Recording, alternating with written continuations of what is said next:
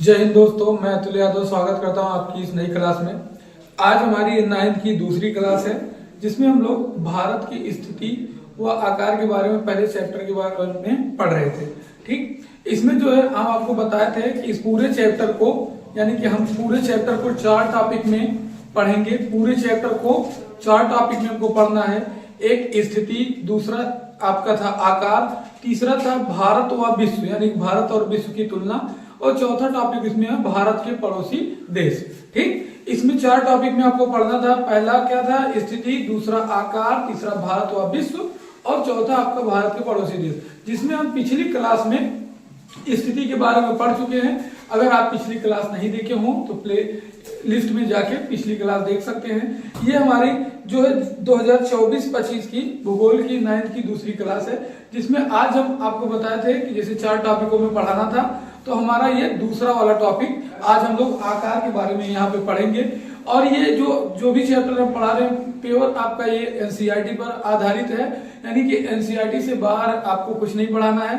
ठीक, तो इसमें जैसे हम लोग जो है अब तक भारत के अक्षांशीय विस्तार, देशांतर विस्तार, इन सब चीजों के बारे में पढ़ चुके हैं। अब हम भारत के आकार के बारे में पढ़ने वाले हैं। भारत के आकार के बारे में पढ़ने वाले हैं। इसमें हम सबसे पहले देखेंगे, यहाँ पे देखो, यहाँ पे आकार में जो चीजें दी हैं वो आपको यहाँ पे हम साफ साफ यहाँ पे दिया गया है। भारत का कुल क्षेत्रफल, जो भारत का कुल क्षेत्रफल है वो 32.8 लाख वर्ग किलोमीटर। आप जानते हैं कि क्षेत्रफल का जो मात्रक होता है वो वर्ग किलोमीटर होता है। जैसे लंबाई का मात्रक आप किलोमीटर में नापते हैं तो क्षेत्रफल का मात्रक वर्ग किलोमीटर में होगा। तो भारत का यानी कि लंबाई चौड़ाई पूरा मिला के, यानी कि इधर यहाँ से लेके यहाँ तक, यहाँ से यहाँ तक पूरा आपका 32.8 लाख वर्ग किलोमीटर है। उस तरह से अगर आपको एकदम सटीक जानकारी प्राप्त करनी है कि भारत के जो क्षेत्रफल है वो 32,87,263 है, 32,87,263 है। लेकिन यहाँ पे एनसीईआरटी में आपको केवल दिया है 32.8 लाख वर्ग किलोमीटर है।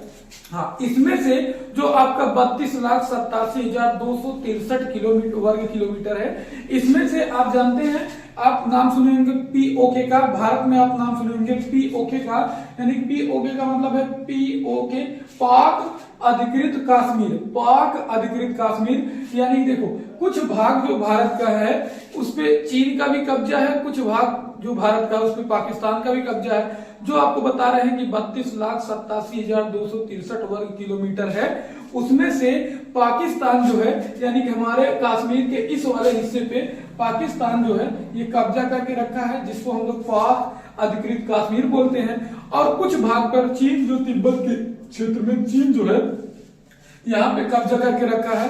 तो ये जो चीन वाला क्षेत्र है ये 5,000 लगभग आप समझ लीजिए 5,000 वर्ग किलोमीटर चीन का क्षेत्रफल ये कब्जा करके रखे हैं उन्हीं 32 लाख में से, यानी 32.8 लाख में से ये आपका जो लगभग आपका 8,000 वर्ग किलोमीटर आपका ये वाला क्षेत्र, और ये आपका लगभग 5,000 वर्ग किलोमीटर वाला ये क्षेत्र, ये दोनों इसी 32 लाख में से ही हैं जिन पे इस टाइम जो है पाकिस्तान का और चीन का कब्जा है।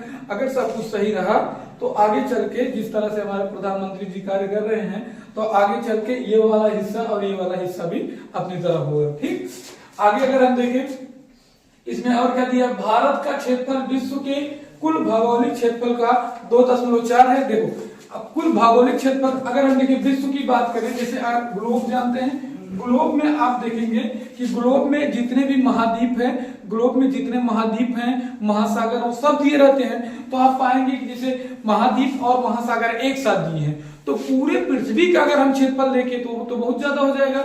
लेकिन अगर जितना भूभाग है, यानी पूरा जमीनी वाला हिस्सा देखें, जमीनी हिस्सा का मतलब ये आप देखिए, जैसे मान लीजिए यहाँ पे आपका उत्तरी अमेरिका, यहाँ पे आपका दक्षिणी अमेरिका, फिर यहाँ पे इस तरह से अफ्रीका हो जाएगा, इधर जो है यूरोप वगैरह, एशिया, ऑस्ट्रेलिया, फिर यहाँ पे ये जो ध्रुवीय प्रदेश रहते हैं ये हो जाएंगे। इन सब का अगर हम पूरा क्षेत्रफल मिला दें, यानी कि इसका भी जमीनी क्षेत्रफल, इनका भी जमीनी क्षेत्रफल, यानी कि इनका जो भूभाग वाला है। अब देखो यहाँ बगल बगल में सब सागर वगैरह रहेंगे, बगल बगल में ये सब सागर वगैरह रहेंगे, तो इनका क्षेत्रफल नहीं देखना है, यानी इस सागरी वाला क्षेत्रफल नहीं, यानी कि ये भूभाग वाला क्षेत्रफल आपको देखना है, जिसमें से आप ये समझिए पूरे विश्व का क्षेत्रफल अगर हम 100% मानते हैं, या पूरे विश्व क्षेत्रफल को अगर हम 100 माने, तो उसमें से आपका 2.4% भारत का क्षेत्रफल है। 2 पूरे विश्व का क्षेत्रफल का 2.4, ये बहुत छोटा भाग नहीं है। आप सोचो पूरे विश्व में लगभग जो है 2.4 भारत का क्षेत्रफल, यानी कि बहुत बड़ा क्षेत्रफल होता है। इसको बहुत छोटा क्षेत्रफल ना देखें, यानी 100 भाग में से केवल और केवल भारत लगभग 200 देश के आसपास है। पूरे विश्व में लगभग 200 देश के आसपास है, तो पूरे विश्व के जितने भी देश है उसमें से 2.4% भारत ही है, तो ये एक बहुत बड़ा भाग है। यानी कि पूरे क्षेत्रफल में अगर हम देखें तो भारत का 2.4% भाग है। इसमें अगर देखें भारत का स्थल सीमा रेखा, या पहले इसको देख लेते हैं। भारत विश्व का 7वां बड़ा देश है। देखो विश्व में अगर हम देश की बात करें, जैसे महाद्वीप वगैरह, जैसे एशिया महाद्वीप बहुत बड़ा है, तो अगर उस तरह से अगर हम देश की बात करें तो भारत में सबसे बड़ा देश कौन है, उसके बाद कौन सा देश है, उसके बाद कौन सा देश है, तो इस आधार पर हम देखें तो भारत विश्व में 7वां बड़ा देश है, यानी कि उसके ऊपर कोई होगा, उसके ऊपर कोई होगा, इस तरह से भारत विश्व में 7वां बड़ा देश है।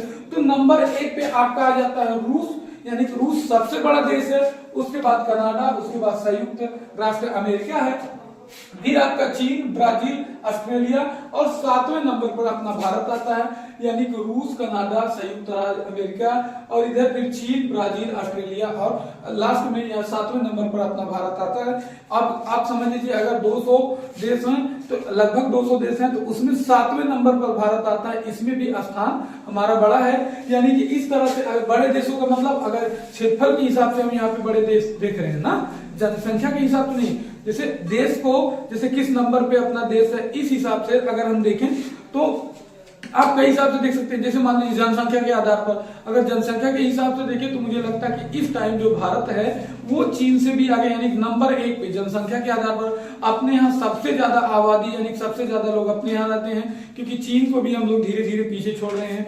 तो जनसंख्या के आधार पर पहले हम दूसरे नंबर पर थे, अब लगभग हम पहले नंबर पे जा रहे हैं। और यहाँ पे अगर हम देखें कि जमीनी स्तर के आधार पर कि हमारे पास भूभाग कितना है, तो सबसे बड़ा भूभाग किसका है, रूस का, यानी कि सबसे ज्यादा जमीनी किसके पास है, रूस के पास, फिर कनाडा के पास, फिर संयुक्त राज्य अमेरिका के पास, फिर चीन के पास, फिर ब्राजील, फिर ऑस्ट्रेलिया, और लास्ट में मतलब 7वें नंबर पे भारत के पास।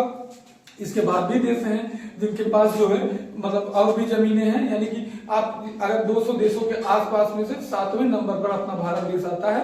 इसके बाद अगर आप आगे देखें तो भारत की स्थल सीमा रेखा लगभग 5200 किलोमीटर है, 5200 किलोमीटर है। देखो स्थल सीमा रेखा का मतलब आप जानते हैं कि इधर जो है आपका अरब सागर हो जाता है, अरब सागर इस तरफ हो जाता है, अरब सागर, इधर जो है बंगाल की खाड़ी हो जाती है, बंगाल की खाड़ी, और इधर अपना जो है इधर नीचे ये हो जाता है हिंद महासागर, हिंद महासागर इधर हो जाता है।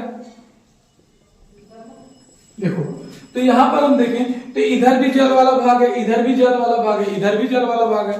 तो हम यहाँ पे देख रहे हैं कि जो है भारत का स्थलीय सीमा रेखा लगभग 5200 किलोमीटर है, 15,200 किलोमीटर है भारत का स्थलीय सीमा रेखा। का मतलब ये है कि इधर तो सब जल है, यानी कि इधर अरब सागर वगैरह ये सब जल, फिर नीचे अगर देखें तो हिंद महासागर पूरा जल से घिरा हुआ है, इधर बंगाल की खाड़ी भी जल से घिरा हुआ है, यानी कि स्थलीय हमको देखना है। अगर स्थलीय देखें तो जहां पे सीमा रेखा का मतलब जहां से स्थल, जैसे मान लीजिए इधर जो है पाकिस्तान वगैरह है, तो इधर कहां से सीमा रेखा चालू हो रहा है, यानी कि जल वाले भाग को छोड़कर, तो यहां से आप इधर से देखते हुए आएंगे ये पूरा मिला के भारत का जो है स्थल जहां तक स्थलीय विस्तार है या स्थलीय सीमा बना हुआ है।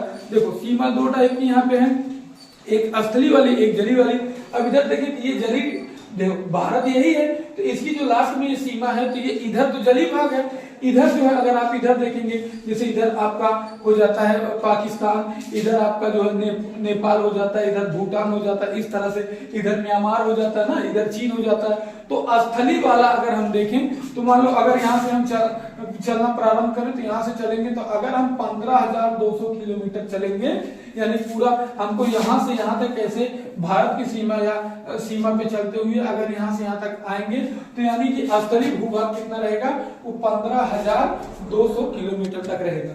इसके बाद समुद्री तट रेखा देखें कि ये जो समुद्र हैं, इनके तट रेखा की लंबाई कहां से कहां तक या कितनी लंबाई है। तो समुद्र तट रेखा की लंबाई के साथ साथ देखो, कल आपको बताया था लक्षद्वीप अरब सागर में भारत का एक जो है, मतलब आपको बताए थे कि लगभग 1208 द्वीप हैं, मतलब छोटे द्वीप जो भारत के लिए हैं 1208 हैं, जिसमें कुछ पे लोग रहते हैं, कुछ पे नहीं रहते हैं। तो उसमें से ये आपका आता है लक्षद्वीप वगैरह, यहाँ लक्षद्वीप, और यहाँ जो है आपका अंडमान निकोबार द्वीप समूह आते हैं इधर नीचे।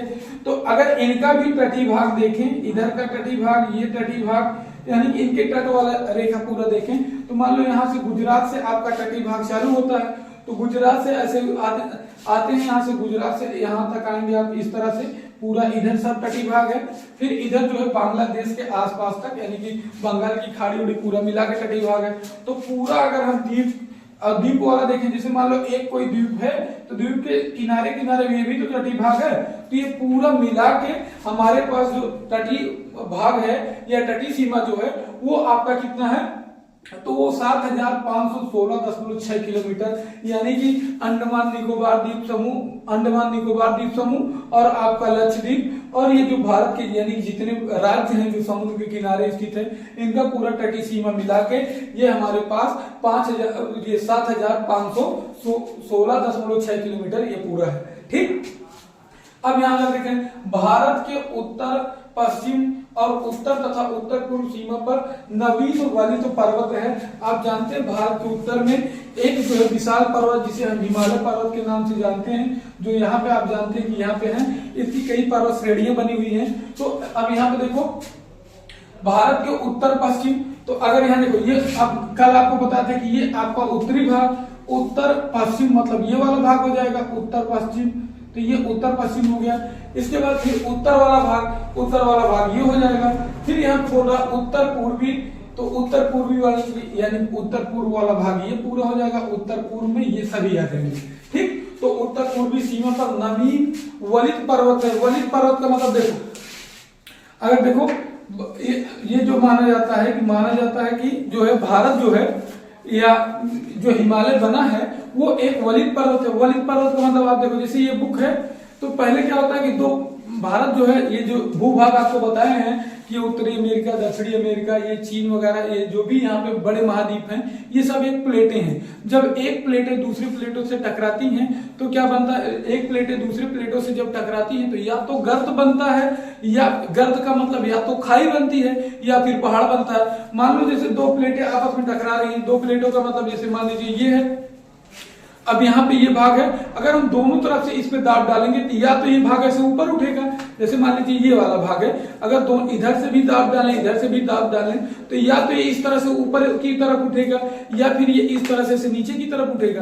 तो वलित पर्वत का मतलब दोनों तरफ से इस पे बल लगा है और जो है ये ऊपर की तरफ उठा है। तो जो हिमालय है उसको बोलते हैं नवीन वलित पर्वत। नवीन वलित पर्वत का मतलब ये नया नया बना है, अभी जो है कुछ हजार साल पहले से ये बना है और अभी भी इसकी ऊंचाई बढ़ रही है। दोनों तरफ का जो दाब है इस पे बढ़ता जा रहा है और हिमालय पर्वत की जो ऊंचाई है वो बढ़ती जा रही है। तो ये आपको समझ में आया, नवीन का मतलब क्या है, नया है। वलित पर्वत का मतलब दोनों तरफ से क्या हुआ है, बल लगाया गया है और ये पर्वत बना गया। ठीक, तो ये वलित पर्वत आपका हो जाता है। इसके बाद अगर हम देखें, इसके दक्षिण का जो भूभाग है उत्तर में चौड़ा है। अब ध्यान से देखिए, दक्षिण का भूभाग ये हो गया, यानी कि ये वाला जो भाग है नीचे वाला, ये दक्षिण का भूभाग हो गया। दक्षिण का भूभाग उत्तर में चौड़ा है, यानी कि यहाँ से हम देखिए, ये अगर हम इसको जो है यहाँ से जो कल आपको बताते कि 23.5 अंश पे एक कर्क रेखा काटते इसको, तो 23.5 अंश में ऐसे कर्क रेखा अगर इसको काटे तो इधर वाला भाग, सॉरी यहाँ से ये आपका 23.5 अंश पे ऐसे करके रेखा काटेगी इसको, तो उत्तर वाला जो भाग रहेगा उत्तर वाला भाग इधर उत्तरी भाग बोलेंगे, इधर कर्क रेखा के, क्योंकि बराबर भागों में लगभग बांटती है, तो इसके इस कर्क रेखा के नीचे वाले भाग को हम लोग क्या बोलेंगे, यानी कर्क रेखा के नीचे वाले, ये जो कर्क रेखा के नीचे वाला भाग है इसको दक्षिणी भाग बोलेंगे। तो दक्षिणी भाग जो है ये उत्तर में चौड़ा है, यानी कि ये देखो दक्षिणी भाग यहाँ पे हम देखें तो ये उत्तर में चौड़ा है, यानी दक्षिणी भाग में उत्तर में ये ज्यादा चौड़ा है।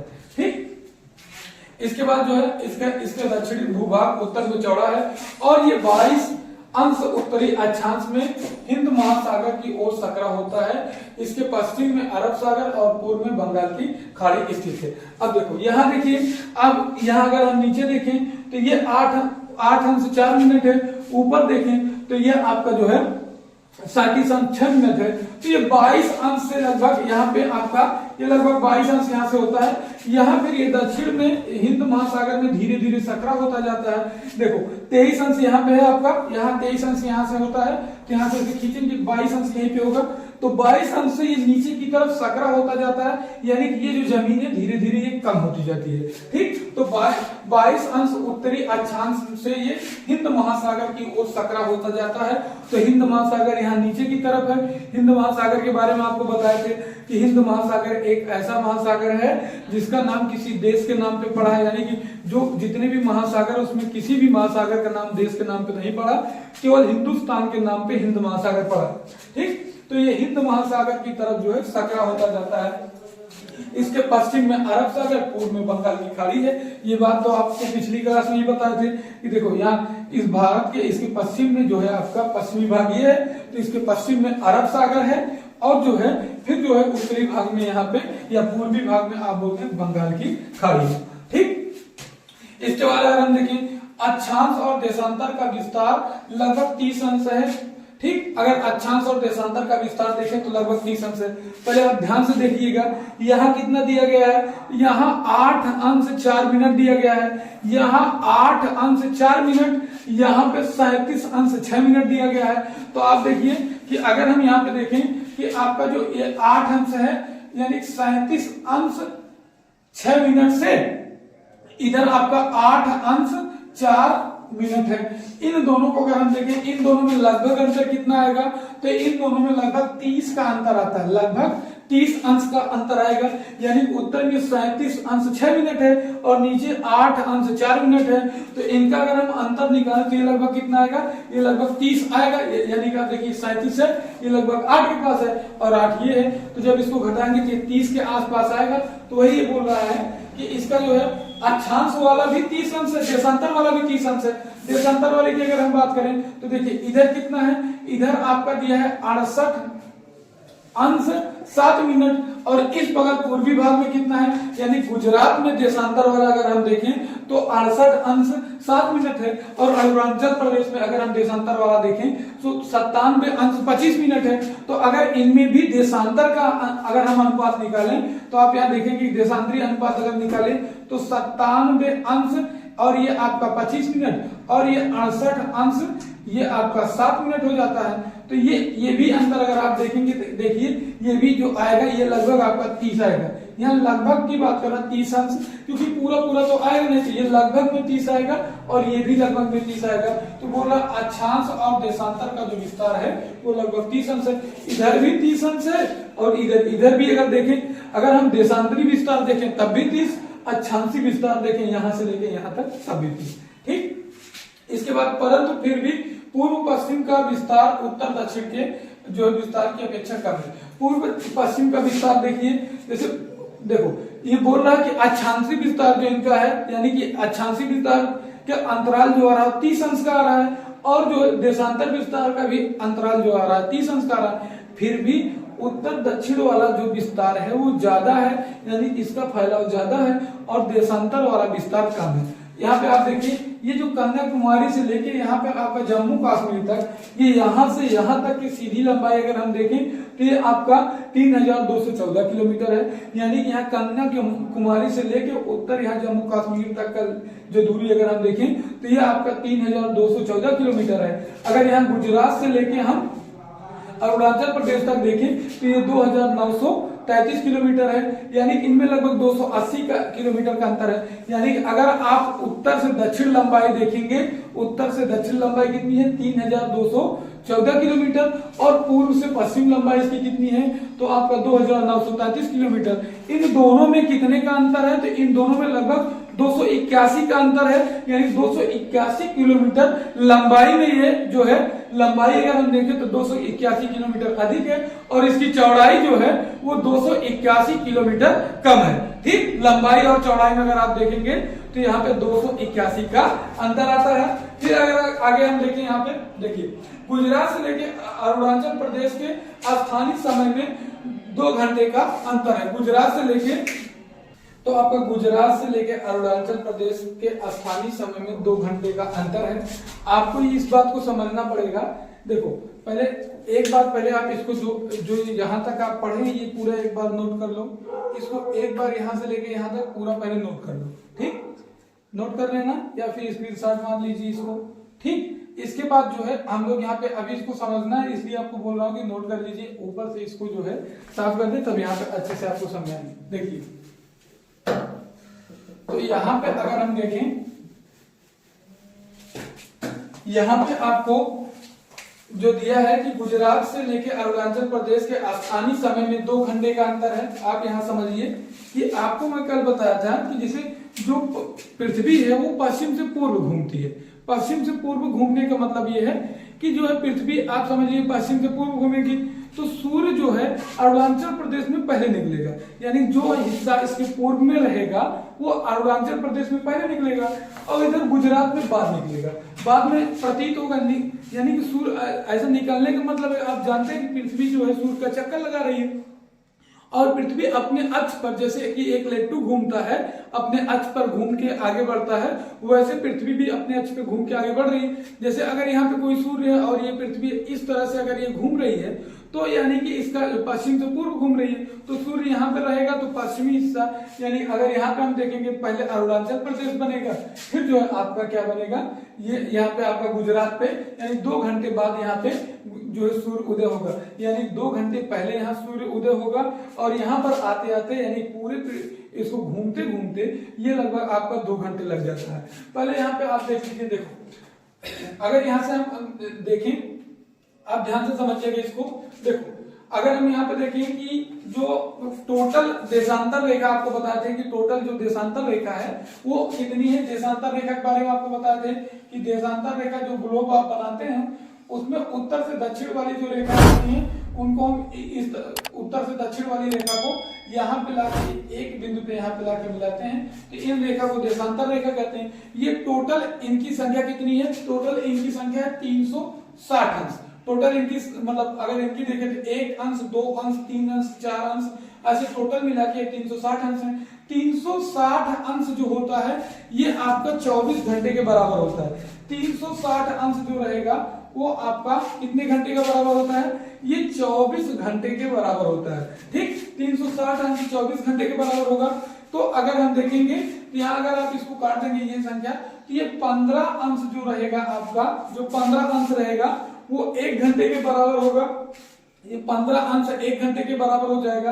अब यहाँ पे आपको ये समझना पड़ेगा, अगर मिनट में हम देखें तो 15 अंश जो है 1 घंटे के बराबर होगा, और ये मतलब 1 घंटे के बराबर, अगर 1 घंटे को हम मिनट में चेंज कर दें तो मान लो 1 घंटे यहाँ पे लिखे हैं, तो यानी कि ये आपका मान लीजिए इतने घंटे, ये 360 अंश बराबर 24 घंटे हैं। तो अगर यहाँ पे हम इनको काट देंगे तो ये 15 अंश बराबर आपका आ जाएगा 1 घंटे। ठीक, अब 1 घंटे को अगर हम यहाँ पे मिनट में चेंज करेंगे तो ये 60 मिनट हो जाएगा। यानी कि अगर हम यहाँ से फिर इसको काट दें तो ये समझ लीजिए ये 60 मिनट टोटल आएगा, यानी कि 1 अंश बराबर आपका कितने मिनट आ जाएगा, 15 मिनट। यानी कि